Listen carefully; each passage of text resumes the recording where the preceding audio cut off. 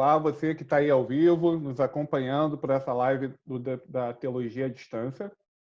Nós estamos aguardando só mais um momento, só para algumas pessoas poderem entrar, né, para poderem estar aqui conosco nesse momento. Já adiantando, né, meu nome é Rodrigo Policeno, sou secretário de Comunicação e Eventos do Departamento de Teologia.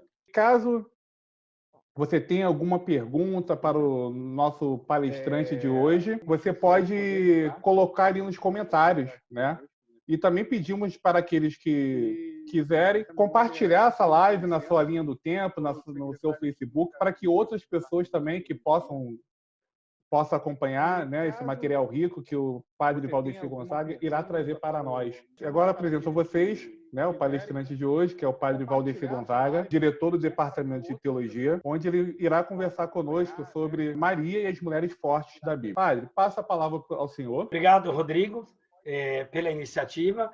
Obrigado a todo o nosso Departamento de Teologia, no qual eu sirvo neste momento como diretor, sendo, ao mesmo tempo, é claro, diretor e professor, e depois coordenando ali os vários trabalhos que o Departamento de Teologia da Pontifícia Católica do Rio de Janeiro ele oferece, seja na graduação como na pós-graduação, dentro da universidade, ou mesmo na graduação no Seminário São José, de nossa Arquidiocese do Rio de Janeiro, onde nós temos, inclusive, seminaristas de outros estados, como da Bahia, ou de outras dioceses aqui do próprio estado do Rio de Janeiro.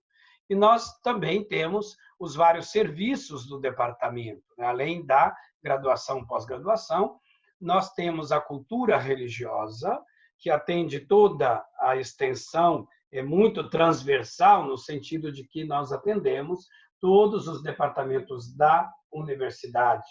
E temos a teologia à distância, que surgiu como um serviço a ser oferecido para todas aquelas pessoas que, não tendo condições, então, de frequentar um curso dentro da universidade, pudessem e possam fazer a experiência do estudo na dimensão da teologia à distância e depois, é claro, decidindo poder estudar também dentro do curso normal de graduação em teologia na própria universidade. Essa, inclusive, tem sido uma experiência que muitas pessoas têm buscado e têm percorrido. E depois, é claro, tudo aquilo que o departamento pode oferecer pelos seus professores, pelas suas professoras. Uma oração muito especial neste momento pelo mundo, pelo país, pela nossa teologia, pela cidade do Rio de Janeiro. É um momento bastante difícil da pandemia, né? Nós pensávamos que ela não nos atingisse assim, vamos dizer assim, de forma tão violenta, e nós pensávamos que o momento de isolamento não fosse tão longo, pelo contrário, parece que ele vai ser tão longo, mais longo do que nós imaginávamos, tem ceifado muitas vidas, tem ceifado famílias. Nós estamos com um caso essa semana da professora Glória Fátima, em que no espaço de 3 dias, internados com Covid, faleceram pai e mãe, no dia 5 e hoje, né? Ela estava internada, saiu, depois a irmã continuou internada, e assim muitas famílias, muitas pessoas. Uma das dores muito grandes nesse momento, sem sombra de dúvidas, é aquela, acredito eu, que é uma ferida muito profunda de sepultar os seus entes queridos, seus familiares, parentes, amigos, de perto, de longe, sem direito a um ritual de exéquias. Isso deve causar uma dor muito profunda, né? Nosso carinho, nosso abraço ao padre Belóquio. Ele perdeu a mãe ontem. Ele é professor do nosso departamento, a professora Glória Fátima era a professora do nosso departamento. E assim, em muitos casos, nós estamos acompanhando com professores, professoras, alunos, alunas, funcionários da PUC, pai, mãe, avós, irmãos, enfim, amigos. Nós estaremos falando sobre Maria e as mulheres fortes. Eu acredito que uma das coisas muito importantes para nós, sem sombra de dúvidas, é olhar a fortaleza das mulheres neste momento. Nós sabemos, por dados já levantados nacionalmente, por estatísticas, de que mais de 40% das famílias no Brasil são mantidas por mulheres. Se nós vamos para as comunidades, para as favelas do Brasil, esse número aumenta para 80%. Então, ali está a força da mulher em poder também, neste dia, prestar uma homenagem, um carinho muito grande a elas, juntamente com aquela que para nós é a mulher exemplar, porque foi Deus quem a escolheu para gerar o seu filho, que é Maria, como nós olhamos e lemos no Evangelho. Então, é uma alegria muito grande.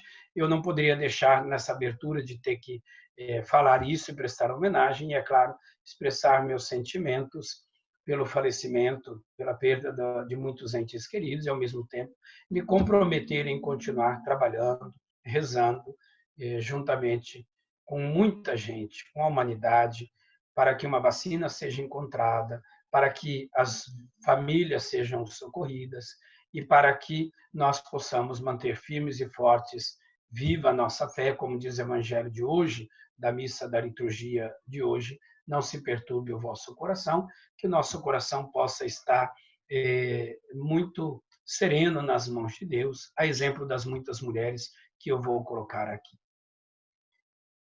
Eu vou tentar colocar, Rodrigo, e aí você quem vai poder me dizer o momento, a reflexão que eu vou fazer, eu irei fazer colocando duas coisas, né? A realidade da Sagrada Escritura, porque, é claro, eu escolhi mulheres desde a primeira que nós temos notícias, que é Eva, até aquela grande mulher, porque se trata no espaço da Bíblia, de Maria, ou outras que nós temos ali dentro do Novo Testamento, fazendo o percurso por todo o Antigo Testamento, de algumas, porque nós temos muitas, pegar todas não daria, mas pelo menos algumas significativas, de todas as realidades possíveis e imagináveis, que nós possamos, desde mulheres assim de vida que nós poderíamos dizer, olha, tem vida muito regrada, até uma outra que alguém poderia classificar como vida desregrada, mas Deus a classificou todas em seu amor misericordioso, e a Sagrada Escritura reconhece o valor de todas essas mulheres. Então, não tem isso no coração de Deus de discriminação, pelo contrário. Então, eu peguei alguns exemplos nesse sentido e procurei colocar junto com a arte. Ou seja, eu vou colocar as imagens, como essas mulheres foram também retratadas na arte, em quadros de pinturas antigas, ou em quadros modernos, ou em fotos de algum filme, porque ela apareceu, e às vezes então não é pintura, é uma imagem, porém é como ela foi retratada em algum filme. Então você me diga e nós vamos tranquilo. O espaço é do senhor, então o senhor pode ficar à vontade, né? Imagine-se numa sala de aula, e aí, conforme for indo pintando as perguntas, vou fazendo aqui, ou pelo chat, ou ao vivo mesmo. Então, fique à vontade. Então, perfeito. Então, posso mudar a imagem, desaparecer e colocar... Eu, como todo mundo vê, estou dentro do meu quarto, onde a gente vê uma parte da biblioteca também, né? Atrás dali das minhas costas. Então, eu falo desde casa, não tive que sair para a rua, eu também estou no isolamento. Então, a solidariedade com todos no isolamento ela é muito grande, né? Eu vou trazer aqui, nós temos basicamente 1 hora, são 46 slides, e eu vou procurar falando. Se for necessário, você pode também me interromper, sem problema nenhum. Eu pego por esta imagem que não fui eu que escolhi, mas, como eu já disse, achei muito significativa pelo fato, realmente, de ser alguém que expressa a força, a alegria de viver diante da palavra de Deus. Então, obrigado também ao pessoal que fez isso daí, né? E a nossa homenagem à Pontifícia Católica, ao departamento, à Teologia à Distância e a todas as mulheres do mundo. Nós estamos iniciando o mês de maio, talvez tenha sido um dos motivos do porquê escolher este tema ligado à figura da Mãe de Deus e de todas as mulheres. Vamos lá. Eu, repito, escolhi muitas figuras juntamente com as muitas mulheres, né? Eu procurei casar as duas coisas. Eu não poderia deixar de começar falando sobre o nosso tema de Eva, que é aquela chamada a mãe de todos os viventes, né? Nós poderíamos ter a imagem de que Eva é a mulher que levou a humanidade a pecar, mas ela tem a força da vida. A vida começou com essa mulher. Nós não podemos esquecer isso. Deus nunca esqueceu isso. A Sagrada Escritura, ela não esquece isso, né? Seja nas duas narrativas, Deus criou o homem e a mulher, ou na outra narrativa, em que Deus criou o homem e da costela fez a mulher, ou seja, do lado do homem, não à frente, não atrás, mas ali do lado. Mas a Sagrada Escritura diz, em Gênesis 3:20, ela é mãe de todos os viventes.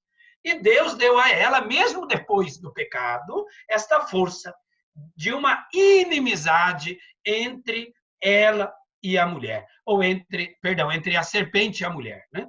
Então, é aquela que teria força para poder continuar lutando contra a serpente.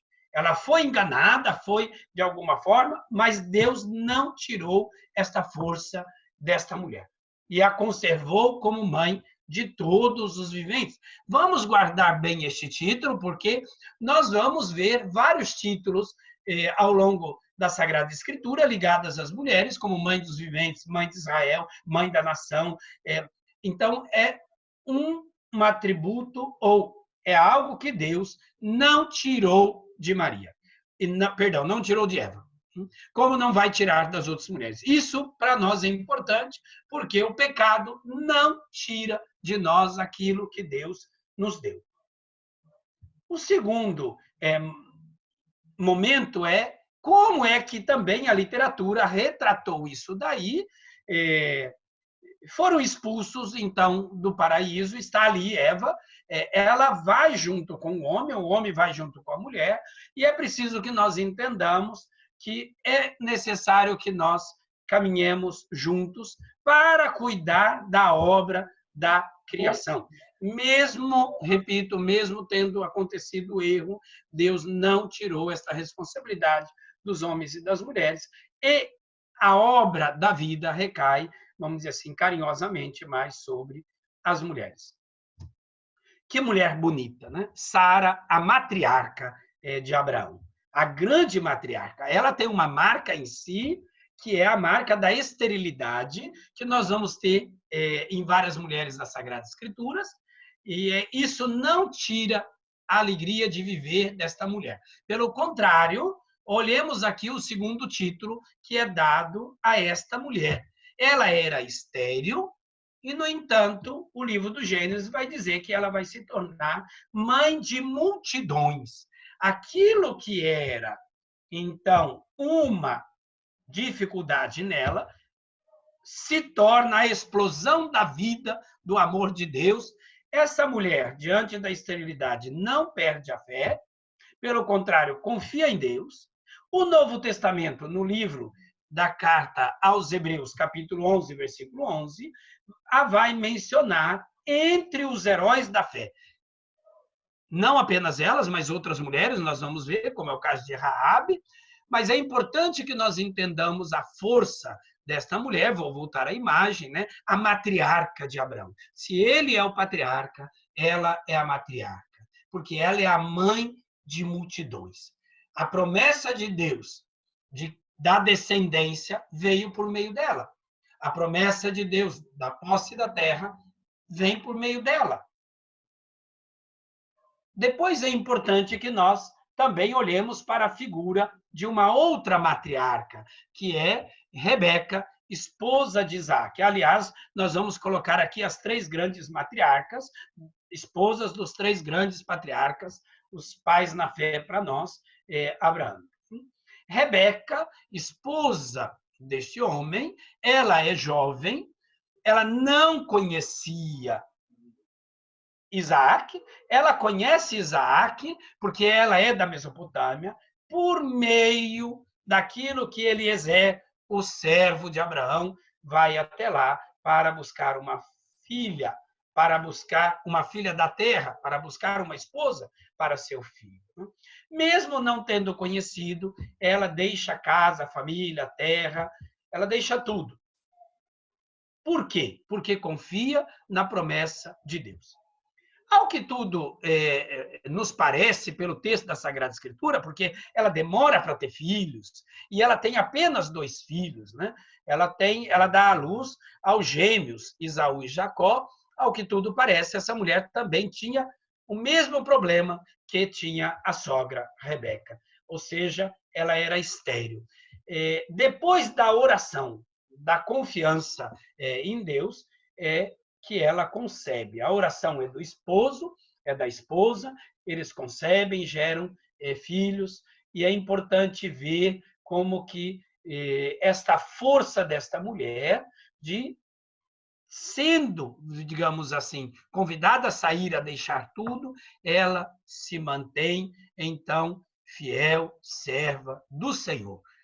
E ela aceita participar e colaborar no plano da construção da história da salvação. Raquel, a esposa amada de Jacó, a terceira grande matriarca. A palavra quer dizer ovelha. Talvez aqui o título esposa amada nos remeta à grande força do amor, é claro, de Deus, mas o amor do esposo, da esposa. Nós conhecemos a história bíblica, está lá no livro de Gênesis, capítulos 29, 30, 35, e nós sabemos que Labão, então, pediu a Jacó que trabalhasse, como era comum, 7 anos para ter uma das filhas como esposa. Ele amava a mais jovem, mas o esposo teve como esposa a mais velha. Ou seja, Labão deu a filha mais velha. Teve que trabalhar mais 7 anos para ter, então, a filha mais nova, que era o amor da vida dele. Então, ele teve que trabalhar 14 anos. Esta filha mais nova, a amada esposa, ela não perdeu as esperanças, como Jacó também não perdeu as esperanças. Ela era o grande amor de Jacó, e Jacó era o grande amor da vida dela. Então, esta mulher nos revela a força do poder, do amor na vida de cada um de nós. Este é um grande convite para que nós não deixemos o amor morrer em nós. Uma outra mulher que eu pego aqui, como mulher de força, e também ela tem muito a nos ensinar neste momento da pandemia, porque era a mulher da alegria, da defesa da vida, né? É Miriam, irmã de Moisés. Ela é lembrada pelo fato de que ela é quem pega a criança e a coloca ali na cesta ou no cesto. Ela é esta criança aqui à esquerda, né? Diante da filha do faraó. É ela quem está ali no Nilo, não vamos dizer assim? Então, vigiando o destino do irmão. É mulher da alegria, é mulher dos cantos e tamborins, é mulher da festa, mas é mulher da defesa da vida. Ela vigia a vida. Ela tem um poder, que é o poder da vida. E ela não tem dúvidas. Ela, diante do irmão, da criança indefesa, ela defende. É um grande convite a que nós defendamos as crianças no mundo, que nós defendamos a vida desde a concepção, que nós lutemos pela defesa da vida das crianças que morrem de fome, de miséria, de guerra no mundo, feminicídio, enfim, de todas as situações que nós conhecemos e que nós, a exemplo dela, trabalhemos pela vida e cantemos em agradecimento a Deus pelo dom da vida. Essa menina, uma criança, tem uma força muito grande diante da filha do faraó para poder salvar aquele que era apenas um bebê. Outra mulher muito significativa dentro da Sagrada Escritura e que tem um terceiro título interessante para nós. Então, Eva é a mãe dos viventes, recordo lá. Sara é a mãe de multidões. E agora nós temos uma outra mulher que leva um título, que é Débora, que é a mãe de Israel. Vamos entender por que que ela leva este título e por que que ela tem esta força, né? Primeira coisa, é interessante que nós tenhamos presente que ela é juíza, mãe, esposa, ela tem filhos, né? Ela sabe o valor da defesa da vida, da terra. O livro dos Juízes nos fala dos juízes. Eram 6 juízes maiores e 6 juízes menores, um para cada tribo, das 12 tribos de Israel, eram homens. E ela entra pela força moral, pela autoridade moral. Faltavam forças de autoridade em Israel, até que eu, Débora, me levantei como mãe de Israel. Acorda, desperta, Débora, desperta, desperta. Então, um cântico, bendita seja Jael entre as mulheres na tenda. Como que esta mulher, diante da falta de autoridade, que o livro dos Juízes, aliás, o livro dos Juízes termina de uma forma drástica, né? Não tinha autoridade em Israel, cada um fazia o que queria. Está lá no capítulo 21 do livro dos Juízes. Ela é esta força moral. Ela se levanta para salvar Israel no momento de crise, como mãe de Israel. Talvez seja isto que as mulheres hoje precisam nos ajudar na humanidade, né? Na falta de autoridade moral em que nós estamos vivendo, no Brasil e no mundo, que as mulheres, como mães da vida, nos ajudem, se levantem, mostrem a defesa, o valor da vida. Esta mulher, é importante que nós tenhamos presente, foi ao mesmo tempo líder, juíza, estrategista, conselheira, mãe de família, mulher de fé, uma líder. Ela tinha tudo isso para cuidar.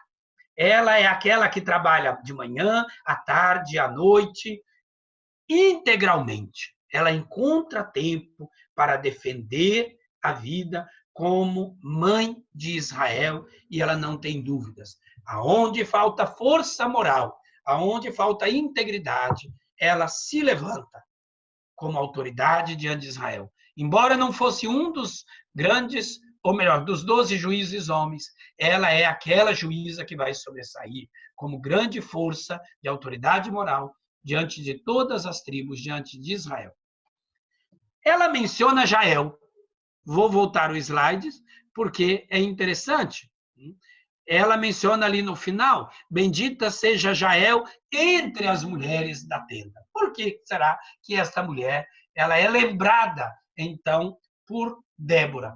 Por uma coisa muito simples, né? Ela tem uma força de combatente, ela tem força de soldado, ela tem o gigantismo da defesa da vida. Mulher combatente e determinada.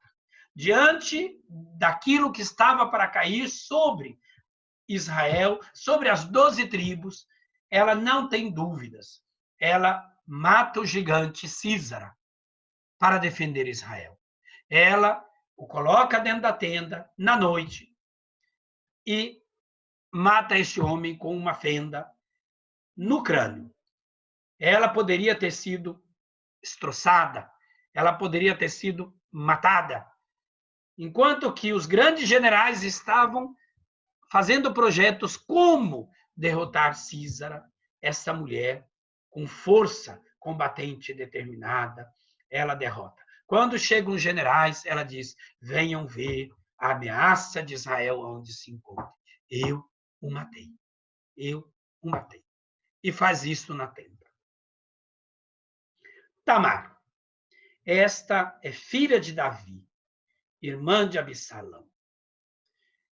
Esta eu escolhi com um propósito assim muito bonito, porque ela é abusada pelo irmão Amon, era uma das muitas filhas, e ela luta, ela se levanta e diz ao irmão: não, meu irmão, não me violentes.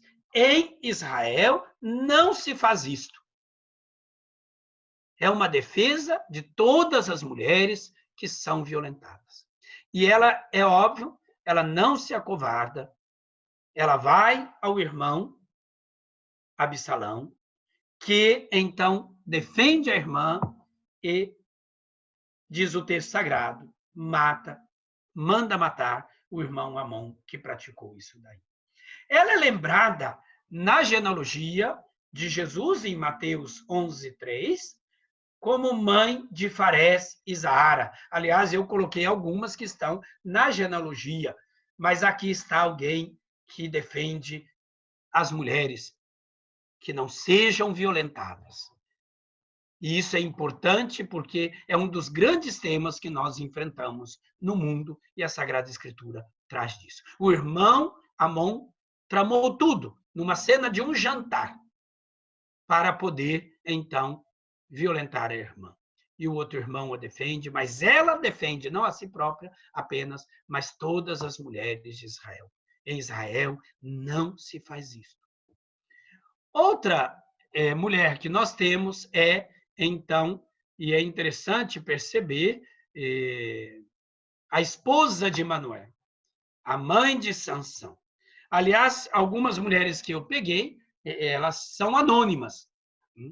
A esposa de Manoé, mãe de Sansão Nazireu, e outras que vão aparecer. Ela, assim como Sara, Rebeca, Ana, Isabel, são mulheres do Antigo e do Novo Testamento, ela era estéril. É a fiel ao Senhor. A força desta mulher está em gerar a força como mãe da confiança. É aquela que não perde a confiança em Deus. Este momento para nós do coronavírus é muito significativo. É preciso que nós não percamos a confiança e que sejamos como a esposa de Manoé, geradores de força. Que ela nos ajude nesse sentido, como mãe de Sansão Nazireu, consagrado ao Senhor. Outra esposa, e esta também tem muito em comum com a anterior, é a esposa de Elcana, mãe de Samuel. Interessante lembrar como que algumas mulheres, ou elas são lembradas pelo nome, ou são lembradas pelo marido, ou às vezes pelo nome e pelo marido e esposo juntos, como aqui está. Mulher fiel a Deus, esposa predileta. Que título bonito, né? Para Jacó, Raquel era a esposa amada. Aqui tem a esposa predileta, mãe de Samuel. Era muito comum na cultura, como nós sabemos que é ainda no mundo, em vários países, um homem, então, ter mais do que uma esposa. Isto até no mundo ainda. Ela tem o problema da esterilidade, mas ela é fiel a Deus, Deus a escuta e ela gera este grande homem que vai ajudar na construção da história de Israel e, é claro, está na história da salvação. A força desta mulher, ela é aquela que mantém a fidelidade a Deus. Sabe-se limitada na esterilidade, sabe-se limitada em várias situações, sabe-se amada pelo seu esposo. Ela não perde a confiança, pelo contrário, continua fiel ao Senhor e concebe e gera o filho. Aqui, a pobre viúva de Sarepta e a rica Sulamita. A pobre mulher sequer é lembrada pelo nome, a rica é lembrada pelo nome. Esta pobre viúva é lembrada no Evangelho, ela é pobre, não tem nome, porém, ela é lembrada pelo que Deus realiza na vida dela, o milagre do vinho e do óleo com Elias. Vou preparar este resto para mim, para o teu filho, para o meu filho, perdão, depois esperamos a morte, e ali Deus, por meio do homem de Deus, diz o texto, realiza, então, a obra na vida desta pobre viúva. Esta é uma homenagem a todas as mulheres que mantêm a família sozinha. Eu lembrava o programa dizendo 40% ou 42% no território nacional, mais de 80% em nossas favelas. Aqui estava alguém que sozinha, então, mantinha o filho. Ela tinha que esperar o filho crescer, mas ali está. A mulher sulamita, o seu esposo, a mulher rica, né, é aquela que fez o que pôde para Eliseu, o homem de Deus, lhe preparou um quarto para profeta, recebe, é claro, a graça de um filho já idoso, mas é interessante lembrar, a pobre viúva não tem nome. A rica sulamita, ela tem nome. Outra esposa, ou melhor, outra mulher que nós precisamos lembrar aqui é Judite. Olhem o título desta mulher, o orgulho de Israel. Né? Judite é uma mulher frágil. Mas a exemplo de Jael, ela degola o grande general Holofernes, o inimigo de Israel. Da mesma forma como Jael, que levou para a tenda, embriagou, aqui está uma que faz isto. Aquela cravou uma estaca no crânio, esta corta o pescoço. Tu és a glória de Jerusalém, tu és a honra de Israel, tu és o grande orgulho do nosso povo. Fizeste tudo isso pela tua mãe, fizeste o bem a Israel, e Deus comprasse disto. Bendita sejas pelo Senhor teu Deus. Só faço uma correção ali, não pela tua mãe, mas pela tua mão. Foi um erro meu de digitação. Né? A força, o poder da fragilidade dela diante de um grande general, mas ela defende Israel. Ela derrota o inimigo de Israel, enquanto muitos homens não enfrentaram este grande general. Ela, como Jael, mulher da força, vai e defende a vida de Israel. Outra mulher muito conhecida é Ruth, a Moabita, nora de Noemi. Aqui eu coloquei a figura dela sozinha, recolhendo espigas, e coloquei ela com a sogra, porque, é claro, sendo já viúva a sogra e a nora ficando viúva, as duas noras, é um momento difícil na vida. Ruth, ela não era de Israel. O que é bonito perceber da parte de Deus? Esta mulher é lembrada na genealogia. Né? Ela está na genealogia de Cristo, lá em Mateus, capítulo 1, versículo 5. Ela tem um livro na Bíblia no nome dela. Aliás, Esther tem um livro também, outras mulheres também. E ela é aquela que tem a força da vida, da amizade.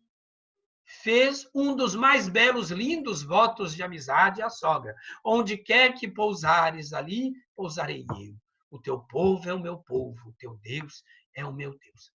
Ela revela, porque ela tem, né, a força da amizade, da fidelidade, da confiabilidade, da dedicação, da responsabilidade, do desprendimento. Enfim, ali está um grande exemplo para nós. E eu mostro agora o exemplo da sogra, Noemi. A mulher da gentileza, ou a mulher da minha alegria. Ela está no livro de Ruth, esposa de Elimeleque, mãe dos 2 filhos, Malom e Quilom. Por consequência, é que ela, então, se tornou sogra, porque Ruth se casou com um dos filhos dela. Ela é tataravó do rei Davi. Ela está na genealogia, então, da descendência de Davi, da descendência de Cristo. Noemi era uma mulher do povo de Israel. Sabia o valor de defender a vida e defender as mulheres viúvas. O poder e a força dela está em defender as mulheres. Uma mulher anônima também, que nós não temos o nome, nós não temos o rosto, por isso essa imagem aqui desfocada. A mulher virtuosa é chamada em Provérbios 31. Mulher virtuosa, quem a achará? O seu valor muito excede o das finas joias. Uma mulher de valor, poderíamos traduzir. Uma mulher de força. Esta será lembrada sempre como mulher virtuosa, mulher de valor, mas ela não tem nome. Todas as mulheres são mulheres de valor. Todas as mulheres são virtuosas. Esther, a rainha, como eu dizia lá no início, e já mostrei uma, como foi o caso, então, de Tamar. Algumas fotos não são de pintura, mas são de filmes. E rainha Esther, ela tem o título do encanto de Israel. É chamada a rainha que tem maior beleza. Ela tem um livro na Bíblia que está no seu nome. Ela foi rainha, e é a rainha mais importante que Israel já teve. Era judia, era órfã, foi criada por um parente.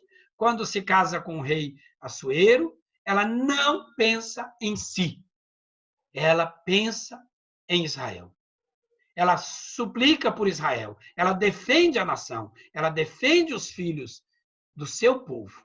A força desta mulher, da sabedoria destemida e de humildade ao mesmo tempo, está em continuar aquilo que é o grande poder, a grande força de todas as mulheres, desde a mãe dos viventes, defender a vida, defender a nação. E, repito, é preciso que as mulheres nos ajudem a entender isso e como forças morais, hoje é exemplo de Débora, aonde o mundo precisa de força moral hoje, que as mulheres nos ajudem a, onde falta, que elas nos ajudem a entender, que elas levantem a voz, levantem a força que têm para ajudar a humanidade a entender o valor da vida. Uma mulher, para nós é enigmática, eu havia dito a vocês que eu colocaria algumas figuras, inclusive que alguns talvez não colocariam, mas Deus colocou. E eu aqui tenho a regra de Gamaliel, né? Se for de Deus, vai para frente, se não for de Deus, fica para trás, e Deus colocou para frente. Uma mulher confiante. Quando são enviados, segundo o livro de Josué, 2 espias dentro de Israel, 2 homens para ver como que era a terra, como que estava a situação, é ela que defende. É ela que esconde esses 2 homens no momento em que eles seriam, então, assassinados, seriam mortos. Né? A Bíblia não esconde, de forma nenhuma. O livro de Josué diz que ela era prostituta, meretriz. Ela entra na genealogia de Cristo. Está lá em Mateus 1, 5. Está na genealogia, na história de Cristo, na descendência, que está na ascendência, naqueles que vieram antes, né? Na árvore genealógica. Está esta que a Bíblia não escondeu, que ela era prostituta, era meretriz. O poder desta mulher está na defesa da vida, não tem como não enxergar isso, na defesa da fé, na defesa das boas obras. Tanto é que o livro dos Hebreus, capítulo 11, versículo 31, não tem dúvidas de fazer um elogio a esta mulher, não esconde que ela era prostituta e a coloca à altura da fé dos patriarcas. Foi pela fé que Raabe, a prostituta, não pereceu como os indóceis, porque recebera pacificamente os espiões. Um pouquinho de água aqui. E no livro de Tiago, na carta de Tiago, nós lemos em 2:25. Desta mesma forma, também Raabe, a meretriz, não foi justificada pelas obras, quando acolheu os mensageiros e os fez voltar por outro caminho. Ou seja, mulher de fé, mulher de boas obras.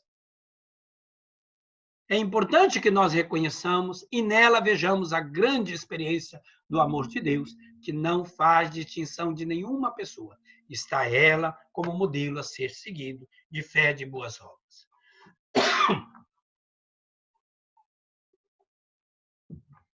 Abigail, mulher pacificadora. Esta é uma outra força da mulher, né?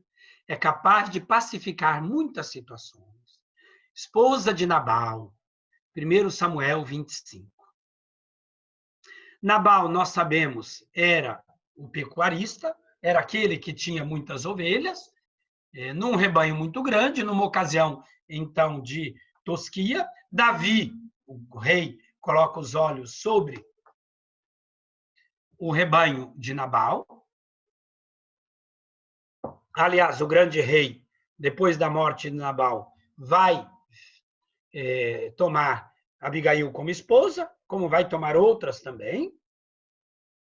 E Abigail, quando vê que a situação está complicada realmente, porque momento de colheita, um momento de tosquia, enfim, era momento de festa. E Nabal não se curva diante do pedido do rei, o rei ameaça e vai em guerra contra, declara guerra, é ela quem, montada num jumento, vai e leva frutos e suplica, e ela, pela paz, é mulher pacificadora, e que nós, então, reconheçamos quem intervém e pede o fim da guerra é esta mulher. Repito que depois da morte de Nabal, se torna esposa de Davi, era mulher de beleza, não é a única que Davi toma. A segunda que Davi toma é Bersabé, a esposa de Davi, mãe de Salomão. Nós conhecemos a história, aqui também é de filmes, a imagem.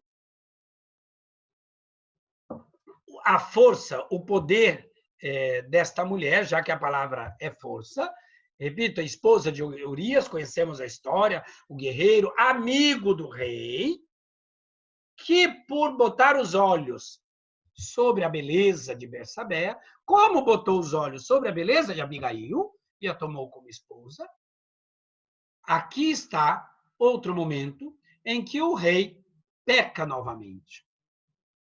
Ele, então, arma toda a trama e se deita com Bersabé, que fica grávida. E é óbvio, agora tem que esconder o seu crime, o seu erro. Ele trama a morte do amigo e depois toma Bersabé como esposa. Bersabé defende, é claro, a vida, a família, defende o seu povo. O fruto deste nascimento, nós conhecemos a história, segundo Samuel 12, morre. Ela tem depois outro filho, que é Salomão. No momento em que ela vê em que o esposo está morrendo e que Israel pode cair na mão de qualquer um, ela se levanta. Ela não tem dúvidas. Ela defende a nação. O governo vá para a mão de nosso filho, como você prometeu a mim. Bersabé também entra na genealogia de Cristo, em Mateus 11, 26. Como aquela que defende o bem da nação. Como aquela que defende, então, a vida. A grande força da mulher. Uma outra que eu também não poderia deixar de mencionar é Hulda. Hulda é profetisa. Alguns pensam que na Sagrada Escritura nós temos apenas profetas homens. Nós não temos. Aliás, nós temos, inclusive, dentro do Novo Testamento, a profetisa Ana, que estava no templo. Esposa de Salum, filho de Tequivá, filho de Arás. Ela está no momento da história da reconstrução de Israel, da reforma de Josias, ali por volta do ano 600, entre o ano 630 e 620 a.C. E nós temos um momento em que o rei, encontrando o rolo da lei no templo, encontrando um rolo das Sagradas Escrituras, ele não vai consultar profetas homens. Ele vai naquela que tem a autoridade, a sabedoria e a defesa da vida e da nação. Ele não tem dúvidas. Ele não vai consultar profetas homens. Ele consulta esta mulher. E esta mulher não tem dúvidas. Ela mostra que o erro, em primeiro lugar, se encontra no rei. É ele o modelo da nação a ser seguido. Se ele não tem vida reta, se ele não tem vida justa, se ele não tem vida correta, conforme Deus pede, não tem como, não tem moral para exigir isto do povo. Diz, corrija você mesmo o seu comportamento por primeiro lugar. Isso diz respeito a você, em primeiro lugar. E ela é capaz de ajudar na reforma, não apenas dele, pessoalmente, mas de Israel. Mas ela é mulher da coragem. Ela realmente é profeta. É profetisa, mulher da coragem e da força. A profecia de Isaías e a leitura de Mateus que nós temos nas Sagradas Escrituras acerca desta virgem ou desta mulher, desta donzela, desta moça, que nós nunca saberemos. Eis que uma virgem conceberá e dará à luz um filho e lhe porás o nome de Emanuel. O próprio Deus vos dará um sinal. Uma virgem conceberás e darás à luz um filho, será chamado Emanuel. Isaías 7,14 e Mateus 1,23. A mulher é o grande sinal, a força de ser um sinal em defesa da vida. Isso é retomado no livro do Apocalipse. Uma mulher, um grande sinal no céu vai aparecer. A força da mulher para ser sinal de indicar caminhos de reconstrução no mundo. Mãe dos 7 filhos. Esta é uma das que eu mais tenho admiração na Sagrada Escritura. É um dos textos mais bonitos.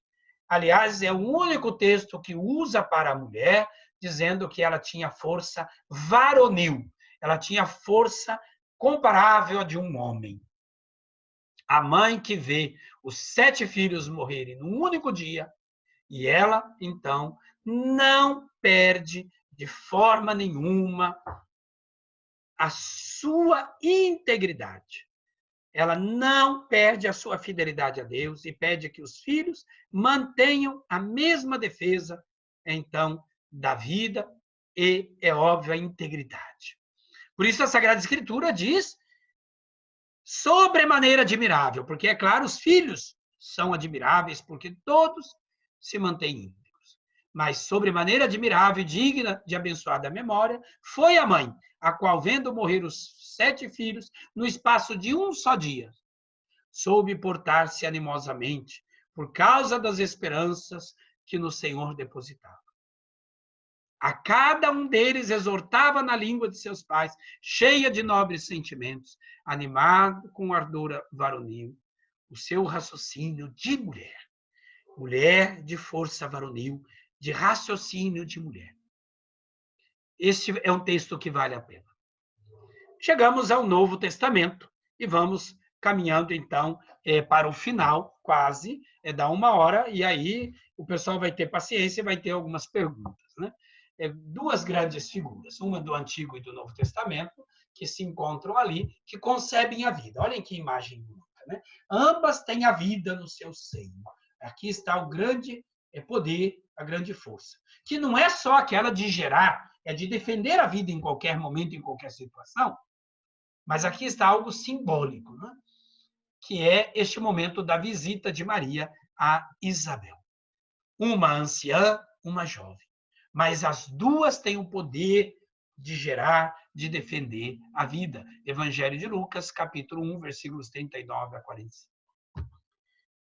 Ana, viúva e profetiza, a exemplo de Hulda. Ela está naquele momento em que o menino é apresentado no templo. Dia e noite, é dito que ela tem 84 anos. Né? Dia e noite não se distancia do templo. Conserva as tradições. Defende a vida. Ela está ali esperando que a profecia se realize. Mulher da esperança, mulher da consagração ao Senhor, mulher da defesa da vida, mulher da alegria quando vê o Salvador sendo apresentado naquele momento. Mulher que amava, mulher que temia o Senhor, mulher já idosa, idade de 84 anos. Mas ela viveu, então, os tempos com o marido, 7 anos, e o restante consagrou ao Senhor. Ela não teve dúvidas. Ela não pensou em si, mas ela lutou, trabalhou pela defesa da vida na vontade de Deus. As irmãs Marta e Maria, a força da amizade. Isso é muito importante, né? Nós temos outras, já lembramos também, da força da amizade no Antigo Testamento, e aqui estão amigas de Jesus. Várias mulheres, nós sabemos, ajudaram, estiveram com Cristo ao longo do caminho. Eu vou lembrar aqui também de Maria Madalena, antes que me perguntem, né?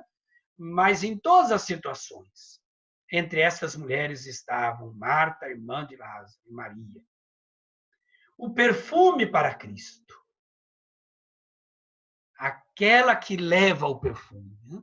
aquela que é capaz de escutar, aquela que é capaz de ser amiga, a força da amizade das mulheres, o poder da força. Amigas da vida, amigas da integridade. Que nós possamos aprender da mulher a força da amizade. Maria Madalena, ou Maria de Magdala, recebe o nome de Madalena por causa da cidade. Papa Francisco devolveu a ela um título dos padres da igreja, apóstola dos apóstolos, porque ela segue Cristo, ela segue os apóstolos. Ela é, nos evangelhos, nos 4 evangelhos, Mateus, Marcos, Lucas e João, a primeira testemunha da ressurreição. Testemunha da bondade e a misericórdia do Senhor. Apóstola fiel, servidora do Senhor, mas apóstola dos apóstolos. Mulher que defende a vida, mulher que defende o amor presente em Cristo e que anuncia Cristo ao mundo. Samaritana, também não poderia deixar de mencionar.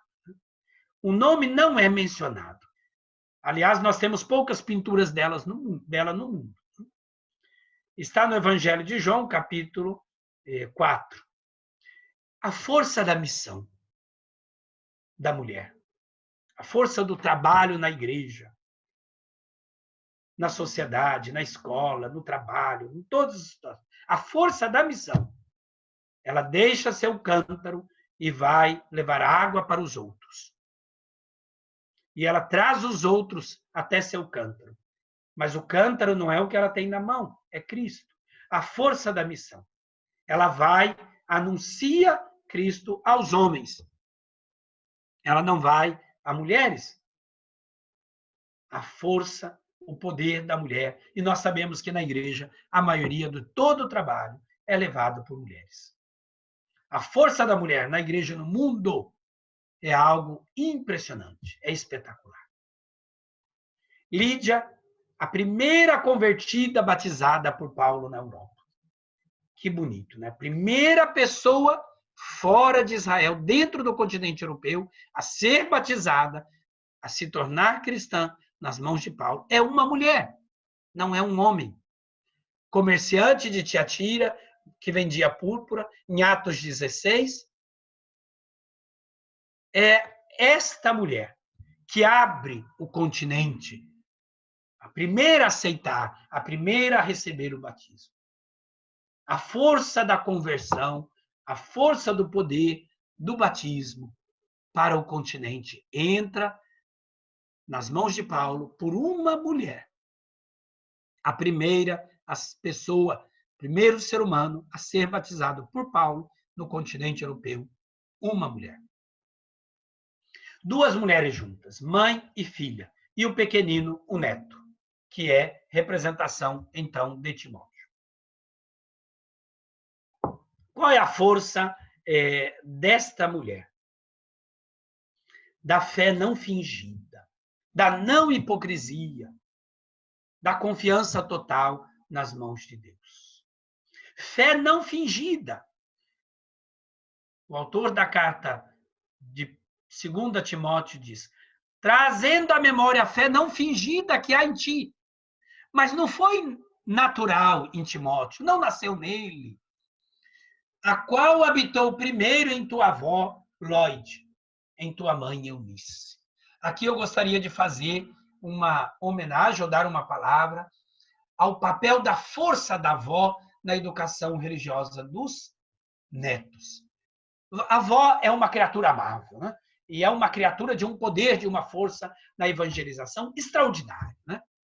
Os filhos deixam com ela os netos, quando menos percebem, estão lá os netos rezando Pai Nosso, Ave Maria, na tradição católica, aprendendo trechos da Sagrada Escritura em todas as religiões. E os pais não se dão conta, não fomos nós que ensinamos, foi a avó. Mas aqui está fé não fingida e o papel da figura da mãe, da avó, na evangelização de seus filhos. De tua avó e de tua mãe. Você tem, mas recebeu dessas 2 grandes mulheres, Timóteo.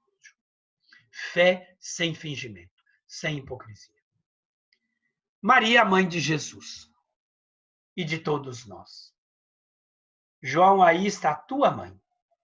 Para nós é, então, a mãe que o Senhor nos deu. Se Eva, a mãe dos viventes, se Rebeca é a mãe das multidões, perdão, se Sara é a mãe das multidões, se Rebeca é a mãe de Israel, aqui está a mãe de todos nós, a mãe do Senhor, em primeiro lugar. Aquela que Deus escolheu, uma simples jovem que poderia ter sido apedrejada. A força para enfrentar o julgamento da sociedade, do mundo, inclusive do seu noivo. Não tem dúvidas. Ela é aquela que tem força, por isso escolhi uma imagem do Cristo crucificado, para estar aos pés da cruz. Mas é aquela que tem força de pegar o filho, subir no lombo de um burro, ir para o Egito para salvar a vida do filho, diante da ameaça da morte de Herodes. Ela é aquela que não perde a força. Ela é a mulher da ressurreição. Ela continua com a igreja primitiva, como está em Atos dos Apóstolos, reunida com os apóstolos no dia de Pentecostes. A força da fidelidade a Deus, da defesa da vida, da geração da vida, mãe de Cristo e de todos nós. Chegando ao final, não poderia dizer que Maria, a mulher, é modelo de todas aquelas mulheres que nos indica o caminho para Deus. Este ícone é o ícone da Mãe de Deus, recordando o Concílio de Éfeso, Theotokos. Temos ainda outro título dado a ela, Odigitria, aquela que indica o caminho. Santo Ambrósio de Milão dizia: Maria permanece a criatura, ainda que perfeita, mas ela permanece criatura. É o templo de Deus. Ela não é o Deus do templo, mas é o templo. Deus foi gerado no seio dela. Eu costumo dizer, a frase não é minha, que se nós consideramos a terra de Israel como santa, onde Cristo nasceu e pisou os pés, não tem como considerar como seio santo o seio daquela em que ele ficou 9 meses. O seio daquela que ele mamou, ou seja, aquela que gerou o Cristo. Não tem como. Se nós chamamos a terra de Israel de terra santa, não tem como não chamar esta mulher de santa. A tradição sempre nos ensinou que ela é a mãe do Senhor. Concluindo tudo, poderíamos dizer, em Maria, no Novo Testamento, ela é a serva do Senhor, é a feliz que acreditou, é a feliz que cantou, a minha alma glorifica o Senhor, é a esposa de José, da tribo de Davi, é a mãe do primogênito de Deus, a cheia de dor, uma espada transpassará a tua alma, é a mãe do menino Jesus, viram o menino com Maria, sua mãe, é a que protege o menino, toma contigo o menino, sua mãe corre, salve o menino, vai para o Egito. É aquela que cuida do menino, teu pai e eu andávamos à tua procura. Ela é a mãe do carpinteiro, não este é o carpinteiro, filho de Maria. É atenta intercessora, houve uma boda em Caná e a mãe de Jesus lá estava. A feliz que gerou e amamentou o Senhor, feliz as entranhas que te trouxeram ao mundo e os seios que te amamentaram. A que aceitou ser mãe de todos, eis o teu filho, eis tua mãe. É a mulher da oração, eram assíduos à oração com Maria. Não estou dizendo os textos da Sagrada Escritura, porque estão todos ali, todos estão vendo. Né? É a mulher vestida de sol. Uma mulher vestida de sol é o grande sinal. A cheia de graça, salve a cheia de graça. E a bem-aventurada para sempre, de hoje em diante, todas as gerações me chamarão bem-aventurada. Enfim, ela é a mulher da inculturação em cada povo, em cada nação. Aqui está, então, um retábulo que tem a figura de Maria nos vários momentos de Cristo e a figura da morenita de Tepeyac, para dizer, Maria assume a figura de todas as mulheres da Sagrada Escritura, do Antigo e do Novo, e do mundo, como assumiu do México e de todos nós. Concluindo, este é o último realmente. As mulheres fortes de ontem e de hoje, do Antigo e do Novo Testamento. Uma importância muito grande no projeto de Deus. No Brasil é lembrada como a Senhora de Aparecida. Eu peguei esta imagem de um simpósio que nós fizemos na PUC-Rio em 2017, como recordar este momento do serviço que a Pontifícia Católica, o Departamento de Teologia, coloca. As mulheres estão nas duas alianças. Estiveram no passado e estão hoje. Muito obrigado, minha gratidão. E agora vamos às perguntas que ali tiveram. Eu vou tirar a imagem e o pessoal vai ali nos ajudando a entender. E eu, repito, peço perdão pelo tempo, espero ter ajudado na questão de entendermos o Antigo e o Novo Testamento, na cultura e o valor da mulher diante da situação que nós estamos hoje. Vamos lá, Rodrigo, por favor, me ajude lá. Olá, padre. Então, foi muito boa a explanação, vários comentários positivos.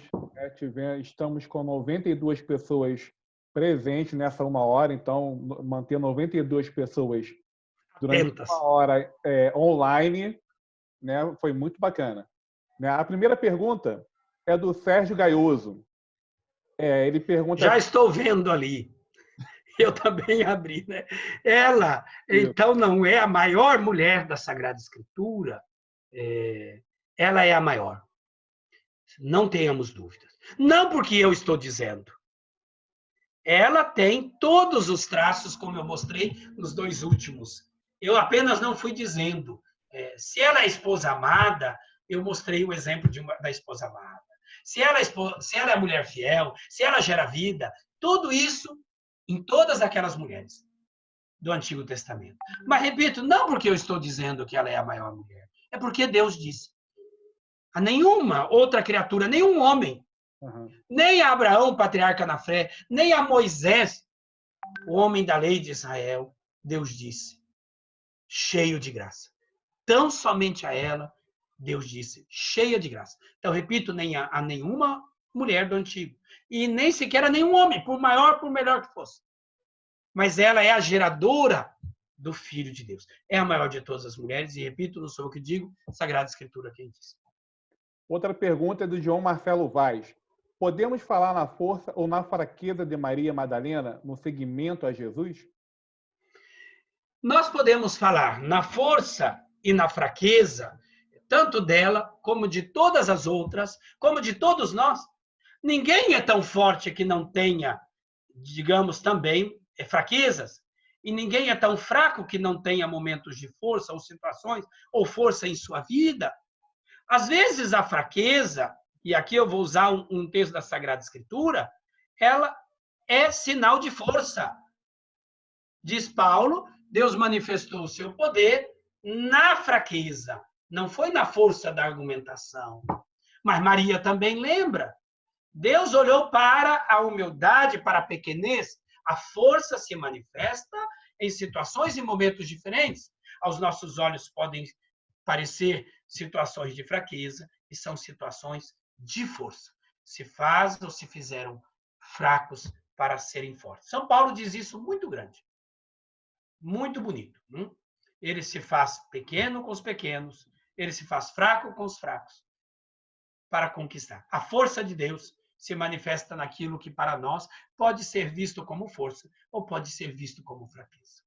Então, ela tinha as duas situações, as mulheres tinham, e nós também temos as duas situações. Às vezes queremos parecer tão grandes, e nós homens somos piores ainda, porque alguns têm até vergonha de chorar, porque isso seria sinal. Isso não é sinal de fraqueza. João 11, do capítulo 11, versículo 35, que é o menor versículo da Bíblia, e Jesus chorou quando soube que Lázaro tinha morrido. Né? Não existe fraqueza, existe força. É verdade. E a fraqueza é força. E a força, às vezes, é fraqueza, porque é uma forma de se autoafirmar diante de algumas situações. Outra pergunta é da Armanda Alves. E aí até peço que o senhor também acompanhe a leitura, que é um pouquinho mais extensa. Um dia destes, vi um vídeo de um cientista que dizia de algo no DNA que só passa de uma mulher para mulher, de mulher para mulher, né? Algo no DNA que passa de mulher para mulher. E segundo os estudos, teria vindo da mesma matriz, ou seja, de uma só mulher, esse fragmento, né, esse elemento do DNA que vem da mesma matriz desde o todo sempre. Então, que seria a Eva que diz o Evangelho. E ela diz que esse documentário, né, tem no YouTube. Aí ela pergunta, professor, teria algo para nos dizer sobre isto? Veja bem, que a vida passe pela mulher, a ciência também não pode dizer outra palavra senão esta, porque é óbvio, a figura humana, a feminina é muito importante. Então, a Bíblia diz que a vida ela passa pela mulher, ela entra pela mulher. Israel tem uma tradição de considerar como filhos legítimos tão somente aqueles nascidos de ventre judeu. Então, que dá, digamos assim, a segurança de que ele que o filho, que a filha, que o fruto do nascimento é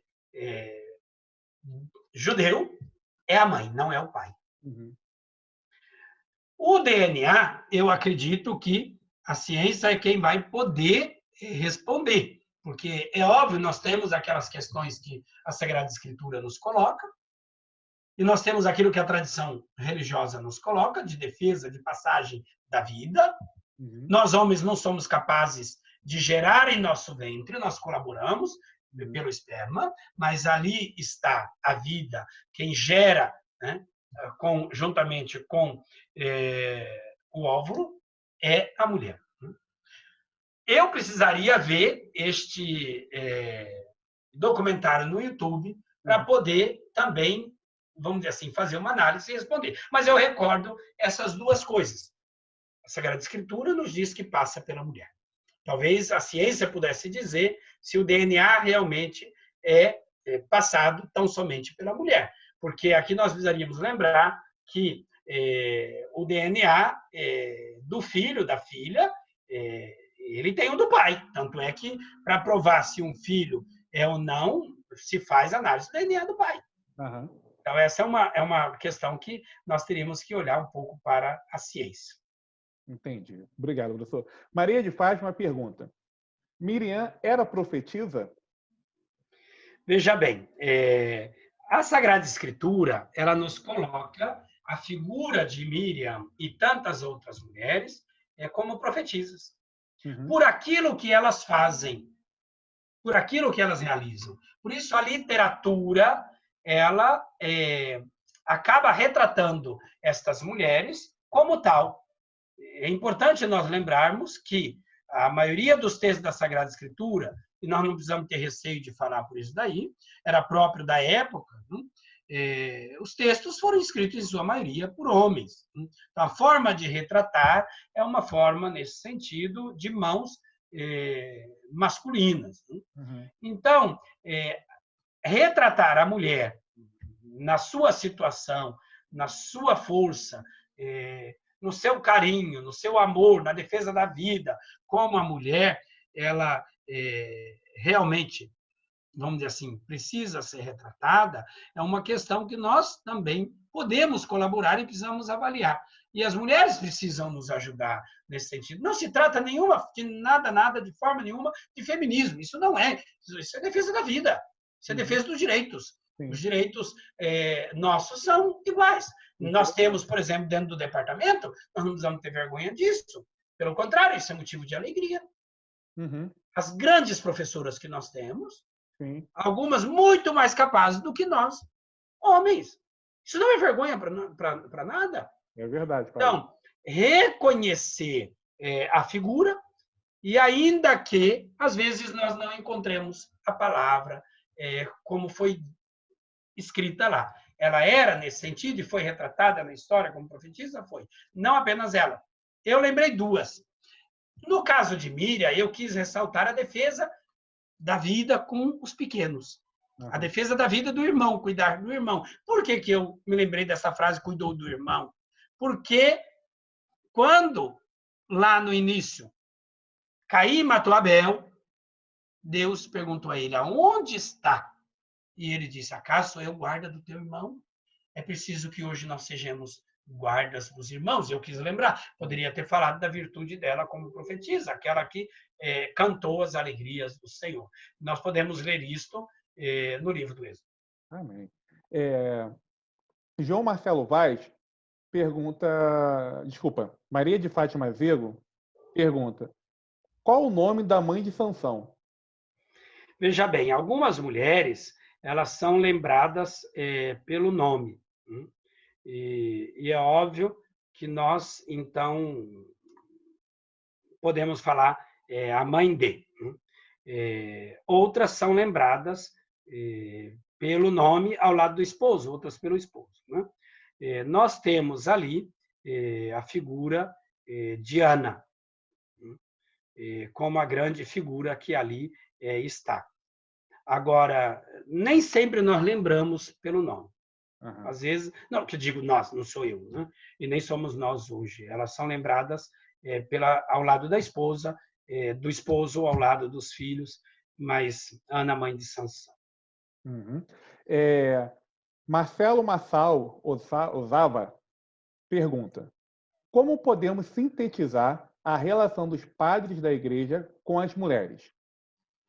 Bom, eu daqui vou ter que começar a dar abraços, né? A Fátima, tantos outros, ao Marcelo. Né? Veja bem, Marcelo, você sabe, porque você é homem que estudou. Eu estive na banca também com o padre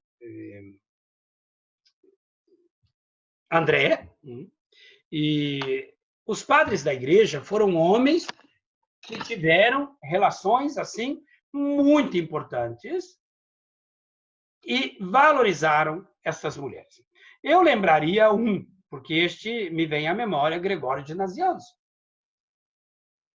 Gregório de Nazianzo, um dos grandes padres orientais da Capadócia, do quarto século, mas eles tiveram assim uma relação muito bonita.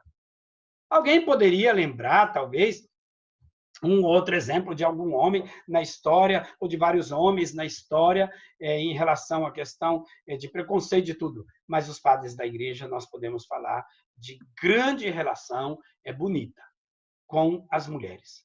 Às vezes, essa mulher era a figura da mãe. Vamos pegar Santo Agostinho, com a figura da mãe. Mas nós temos ali uma relação serena e tranquila. Exemplo disto é o nosso grande padre oriental, doutor da igreja, Gregório de Nazianzo. Mas temos outros também. Era uma relação bonita, serena, tranquila, de valorização da figura da mulher. Edmar Brandão. Aliás, só um minutinho. Okay. Eu gostaria de lembrar o velho ditado que nós repetimos sempre. Atrás de todo grande homem tem sempre uma grande mulher. Esta frase foi muito dita por ocasião do Papa Pio XII e do Papa Paulo VI. Esses homens tiveram grandes mulheres ao lado deles, como hoje os papas também têm. Ok. O Edmar, ele pergunta, qual a maior mulher do Antigo Testamento? Veja bem, aí é uma questão de ver a grande virtude de cada uma. Eu digo virtude, não virtude pessoal apenas, aquilo que simboliza. Né? Eu gosto de algumas, então eu vou repetir algumas. Eu não posso deixar de olhar a força de Eva. Mesmo tendo sido colocada para fora do paraíso, continuou sendo mãe dos viventes. Essa, para mim, é uma questão assim muito bonita. E Deus não tirou dela, pelo contrário, deu a ela força de inimizade de lutar contra o serpente. Nós não podemos perder de vista uma mulher como Rebeca, a grande mulher, mãe de Israel. Nós não podemos perder de vista uma mulher como aquela da mãe dos 7 filhos, que é uma, para mim, eu disse no momento, das leituras mais bonitas que todos nós deveríamos ver. Uma força varonil. Nós não podemos perder de vista, e aqui eu vou dizer esta última figura, a figura de Tamar, e nem a de Raabe.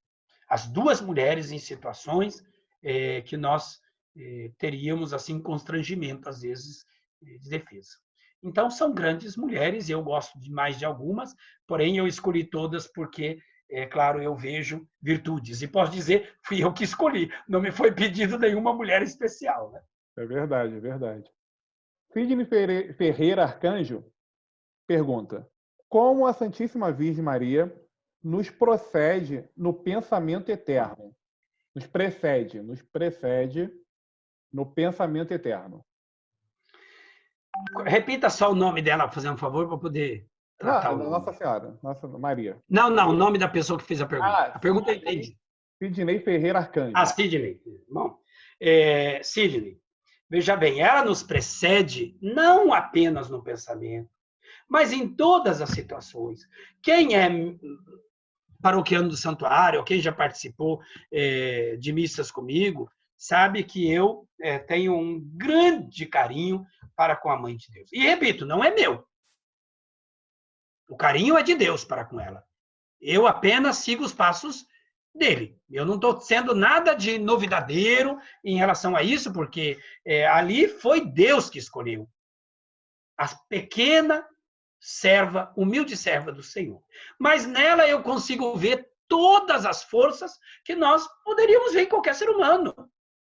Não tem nada de extraordinário humano que não esteja na figura de Maria. E não tem nada de extraordinário, religiosamente falando, que não esteja na figura de Maria. Aliás, diz o Papa Paulo VI, quando encerrou o Concílio Vaticano II, a colocando no mistério com a Lumen Gentium, no mistério de Cristo e da Igreja, e depois falando de todas as realidades humanas do mundo, ele diz: não tem nada de humano que seja estranho a Deus. Então, ela não nos precede apenas no pensamento, mas em todas as situações, em todas as virtudes. Eu digo sempre a alguém: olha, me diga uma coisa em que você poderia me dizer que em Maria isso não existe. Eu não encontrei até hoje. Nela encontro tudo aquilo que Deus nela colocou. Tudo aquilo que Deus nela colocou, não fui eu. Por isso, Sidney, ela não nos precede apenas no passamento da eternidade, mas ela nos precede em todas as situações humanas e religiosas da vida, bonitas e tristes, dolorosas e alegres. Nós não temos como tirar, na minha opinião, nenhuma delas, porque não fui eu que coloquei, não foi você, não foi ninguém. Foi Deus que proporcionou que isso, ela experimentasse, que isso estivesse na vida dela. E ela tem uma única coisa, que nenhuma outra mulher teve. Isso nós poderíamos dizer. Ela gerou o Filho de Deus. Ela amamentou o Filho de Deus. Nenhuma outra criatura recebeu aquilo que Deus tinha de mais precioso. E quem é mãe sabe disso. Quem é pai sabe disso. Um filho. Deus entregou a ela para se gerar, para cuidar, para amamentar, para defender, para educar, para colocar no caminho dele de volta. Marcela Torres pergunta, é a nossa última pergunta, não, penúltima. No livro dos reis, vemos que os reis tinham sua linhagem definida pelas mães. A Sagrada Escritura relaciona os reis com suas mães por causa da lei do ventre materno judaico?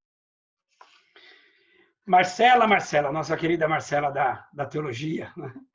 Todo mundo isolado, Marcela, no isolamento. Né? Vamos esperar sair. Sem sombra de dúvidas, a mulher está para garantir a linhagem.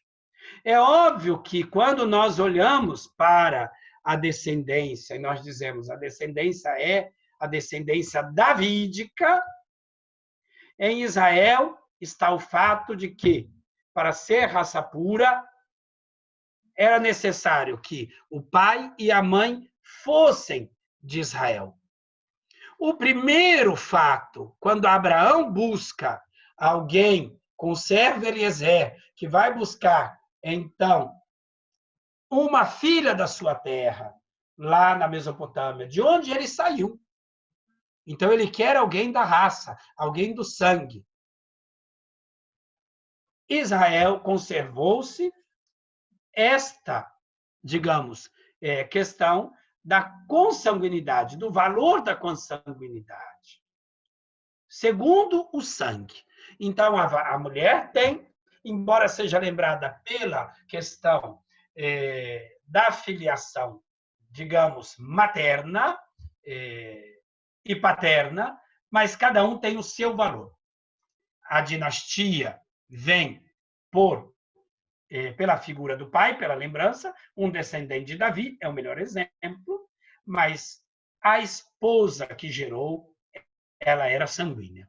Ela era, então, da tribo, do povo de Israel. Nós não temos motivo nenhum para poder colocar na Sagrada Escritura, digamos assim, que Maria e José não fossem da raça de Israel. Isso não existe. O que nós podemos ver é, às vezes, sim, quem é de uma das 12 tribos, mas as 12 tribos são da filha de Israel. Se nós voltássemos lá no passado, na saída do povo da escravidão do Egito, aonde o texto da Sagrada Escritura diz que saíram Moisés com os filhos de Israel, com outros clãs, então uma multidão misturada. É óbvio que nós tivemos mistura no passado, isso sim, mas a linhagem vai sendo garantida. E prova disso, Marcela, do valor da mulher, é que na genealogia de Cristo elas entraram. Elas não ficaram fora, de forma alguma. Vanessa, para encerrar, Vanessa Neves Bezerra pergunta ao senhor se tem alguma bibliografia que o senhor indique para esse tema que o senhor explanou para a gente hoje. Eu tenho. É do cardeal Ravazzi. Está traduzido para o português, porém, é português de Portugal.